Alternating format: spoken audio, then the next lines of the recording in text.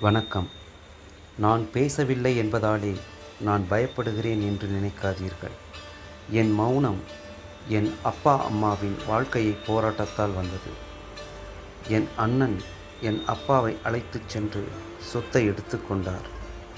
குடும்ப விஷயத்தை வெளியில் சொல்லாதீர்கள் என்று அடிக்கடி என்னிடமும் என் குடும்பத்திடமும் சொல்லி வந்தார்.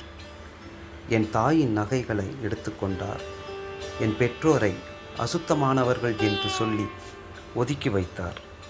என் பெற்றோருக்கு நான் அனைத்து பணிவிடைகள் செய்து வந்த போதிலும் என்னிடம் எங்கள் சொந்த வீட்டிற்கு வாடகை வாங்கினார். என் தாயை வெளியே நிற்க வைத்தார். என் உடம்பு பலவீனமானது. என் குரல் மட்டும்தான் எனக்கு போராளி. உங்களைப் போல் நிறைய பேர் இருப்பார்கள். நீங்கள் எதையும் இழக்கவில்லை என நினைத்தாலும் உண்மை இழந்தால் எல்லாம் இழந்ததாகத்தான் இருக்கும். இது என் குரல், என் உண்மை, என் கண்ணீர். நன்றி.